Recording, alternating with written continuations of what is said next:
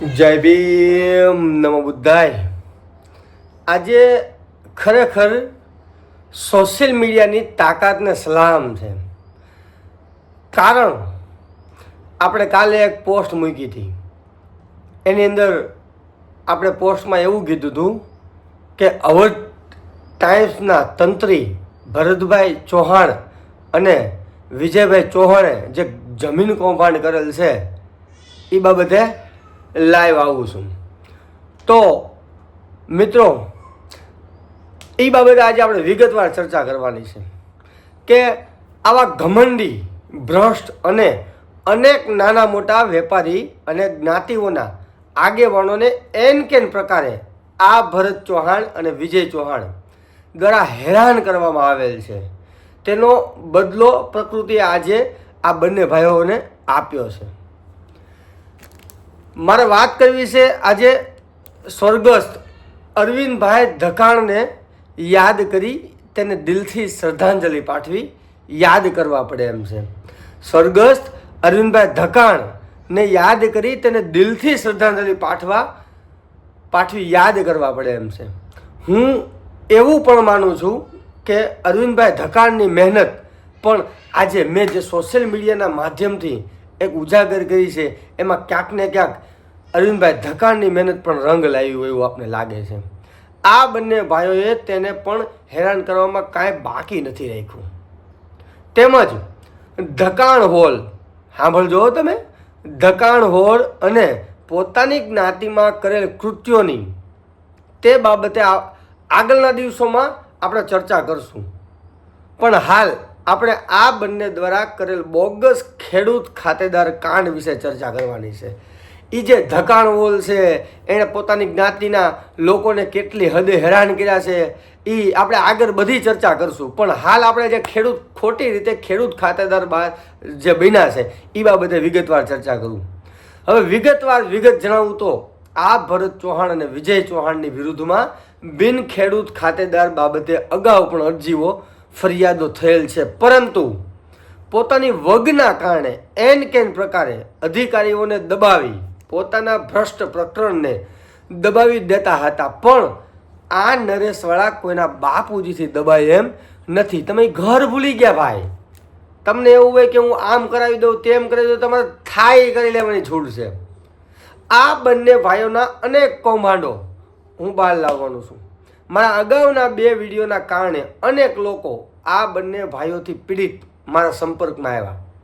જેમાં એક મહિલા પણ છે. એ બહેન વિશે હાલ આપણે કોઈ પણ જાતની ચર્ચા કરવાની નથી. પણ આ બેનને હું સોશિયલ મીડિયાના માધ્યમથી એટલી બાહેંધરી આપું છું કે બેન, તમને આજે નહીં તો કાલે હું ન્યાય અપાવીને રહીશ.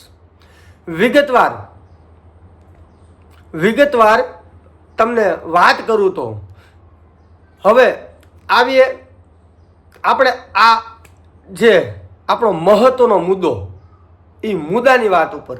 તારીખ 10/10/2025ના રોજ, તારીખ 10/10/2025ના રોજ અમરેલી કલેક્ટર સાહેબની આજ્ઞા અનુસાર આ ભરત ચૌહાણ અને વિજય ચૌહાણ સહિત 34 લોકોની વિરુદ્ધમાં બિન ખેડૂત હોવાનો કેસ દાખલ કરવામાં આવેલ છે. જેના કેસ નંબર છે, યાદ રાખજો ભાઈ, તમને ક્યારેક કામ લાગશે. જેના કેસ નંબર છે RTS સુમોટો /AML એટલે કે અમરેલી, અને કેસ નંબર છે 14/2025 જે કેસ અનુસંધાને 3/11/2025ના રોજ 3/11/2025ના રોજ ટોટલ 36 લોકોને કલેક્ટર અમરેલીની આજ્ઞા અનુસાર હાજર રહેવા જણાવેલ છે. ખરેખર કલેક્ટર સાહેબને આપણે સો સલામ કરીએ છીએ. શું કામે કે આવડો મોટો હાયડો કર્યો, લગભગ અમરેલીના ઇતિહાસમાં આ એક દાખલારૂપ કાર્યવાહી બનશે.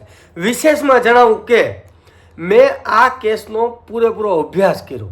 મારી સમજ અને બુદ્ધિ મુજબ આ કેસમાં જે નિર્ણય આવશે તે અમરેલીના ઇતિહાસમાં દાખલારૂપ કાર્યવાહી હશે. આ તમે ખાસ ધ્યાન રાખજો. હવે આ લોકો દ્વારા ગરીબ અને મઝલૂમ લોકોને લૂંટીને ભેગું કરનારોની પેઢીઓ સાફ થઈ જવાની છે. આ જે ગરીબ મઝલૂમ જે દબાયેલા કચડાયેલા જે લોકો પાસેથી લૂંટીને જે ભેગું આ લોકોએ કર્યું છે ને એની તો પેઢીઓ આમાં સાફ થઈ જવાની. ઠીક છે, આપણે કેસની વાત કરીએ તો આ કેસમાં ટોટલ 13 સર્વે નંબર આવરી લીધા છે. કેટલા? ટોટલ 13. જેમાંના સર્વે નંબર જણાવું તો ધારી તાલુકાના 766/2 પૈકી 3, 763N, 764/3, 764-1N, 761N2, 761 પૈકી 1/2 પૈકી 1, 761 પૈકી 1/2 પૈકી 2. હજુ આમાં ઘણા સર્વે નંબર છે. તેમાં અમરેલી તાલુકાના વરુડીના પણ સર્વે નંબર આવે છે ને બાકી છે હાલ. એટલે શાંતિ રાખો. તમે લોકો જે કર્યું છે એ બધું તમને કહું દૂધનું દૂધ ને પાણીનું પાણી કરી બતાવી દઈશ. હવે આ કેસની અંદર ધારૂ તાલુકાની અનેક નોંધો, જેમાંની 1-2 નોંધો હું તમને કહું એટલે તમને ખબર પડે. નોંધ નંબર 1097, 2304, 2731, 2751, 9980 આવી 10 થી 15 નોંધો રિવિઝનમાં લેવા કેસ દાખલ થયો છે. હવે જેમાં આ બંને ભાઈઓની, સાંભળજો, જેમાં આ બંને ભાઈઓની દલાલી કરતા અધિકારીઓને હાજર રહેવા અમરેલી કલેક્ટર સાહેબે આદેશ કરેલ છે. જેમાં મામલતદાર ધારી આવે છે, અમરેલીના સિટી તલાટી આવે છે, સિટી તલાટી ધારી આવે છે અને રેવન્યુ તલાટી કોઠા પીપળિયા, માલસિકા તેમજ આ કેસને લગત તમામ અધિકારીઓને હાજર રહેવા અમરેલી કલેક્ટર સાહેબ દ્વારા આ લોકોને આજ્ઞા કરી આદેશ આપવામાં આવ્યા છે. હવે પેલા બહુ કરી ઓલા દાઢિયાઓના નામ તો મને મગજમાંથી નીકળી ગયા. એ કોણ તમને ખબર છે ને? કે સ્વર્ગસ્થ આદરણીય પુષ્પાબેન વિસામણભાઈ ધકાણ, જેઓ દેવરાજભાઈ ચૌહાણના ધર્મપત્ની હતા છે, જેઓના વારસદારોને આ પ્રકરણ ઊભું કરવા બદલ નોટિસ ફાળવવામાં આવી છે. આજે હું વાત કરું છું ને કે જે જમીન કૌભાંડો કર્યા એમાં કલેક્ટર કચેરી સાહેબ દ્વારા આ જે લોકો છે એમને નોટિસ ફાળવી છે. શું કામ? કે તમારી જમીન જે રહી એ શ્રી સરકાર કરવાની છે, એ બાબતે નોટિસ પાઠવવામાં આવી છે. હવે જેઓના વારસદારોને આ પ્રકરણ, મેં તમને કીધું ને, જેઓના વારસદારોને આ પ્રકરણ ઊભું કરવા બદલ નોટિસ ફાળવવામાં આવેલ છે, જેમાંના એક મારા અને અમરેલી જિલ્લાના પ્રિય એવા મારા આદરણીય અમરેલી જિલ્લાના આદરણીય ભરતભાઈ ચૌહાણ, ભરતભાઈ દેવરાજભાઈ ચૌહાણ અને એમના ભાઈ વિજયભાઈ દેવરાજભાઈ ચૌહાણ તેમજ ભરતભાઈના બહેન એવા કુંદનબેન દેવરાજભાઈ ચૌહાણ, જે ઘનશ્યામભાઈ જમનાદાસ ધકાણના ધર્મપત્ની છે. બીજું કિશોરભાઈ દેવરાજભાઈ ચૌહાણ, અનિતાબેન દેવરાજભાઈ ચૌહાણ, તેઓ જીતેન્દ્રભાઈ મનસુખભાઈના ધર્મપત્ની છે. વિશેષમાં હજુ વર્ષાબેન દેવરાજભાઈ ચૌહાણ તે કેતનભાઈ પ્રાણસુખભાઈના ધર્મપત્ની છે. આ કેસમાં નામ લઈશ ને તો ભાઈ હવાર પડી જાય. એટલે આ હું તમને એટલેથી રાખો, હજી ઘણા બધા છે. જેથી આટલા બસ આપણે હાલ આટલા નામ તમને બસ કહું છું. જે કાંઈ વિગતવાર છે એ બધું ઓન રેકોર્ડ છે. આ જે કાંઈ હું બોલું છું ને એ કોઈ વસ્તુ પાયા વિહોણી નથી. કેમ કે પાયા વિહોણી હોય તો ભાઈ આ તો અવધ ટાઈમ્સના તંત્રી, તમને કહું, ભોમાંથી ભાલા ઊભા કરે એ મહિલા ભરતભાઈ ચૌહાણ ને વિજયભાઈ ચૌહાણ છે. એટલે આપણે આ જે નામ છે ને એટલા ઇનફ છે. હજી બીજું ઘણું છે. અને મેં તમને અગાઉ કીધું હતું, આ વિડીયોની અંદર મેં તમને અગાઉ કીધું કે આ એક છે ને સોશિયલ મીડિયાની તાકાત છે. બાકી ભાઈ કેટલી ફાઇલો તમને કહું, જો સરકારી કચેરીની અંદર ધૂળ ખાય છે. આ પૂરેપૂરું પ્રકરણ આ અજગરો દ્વારા અનેક વર્ષોથી એન કેન પ્રકારે દબાવી દેવામાં આવ્યું હતું. જે મને માહિતી મળી ને એટલે મેં મારી શુદ્ધ બુદ્ધિથી આ કેસને ખુલ્લો પાડી લોકોની વચ્ચે ભ્રષ્ટાચાર બહાર લાવવાની કોશિશ કરી. કારણ કે આજે એક પત્રકાર છે ને, પત્રકાર આ દેશનો ચોથો સ્તંભ છે. પત્રકાર ધારે ને એટલે આ દેશની અંદર ભ્રષ્ટાચાર, ગુંડાગર્દી, કોઈ એવા નાલાયકો લોકોને ખોટી રીતે હેરાન કરતા હોય કે કોઈ બેન દીકરીને બળાત્કાર થાય, એની છેડતી થાય, લૂંટ, આ બધું રોકવું ને એ આની પૂરેપૂરી તાકાત છે.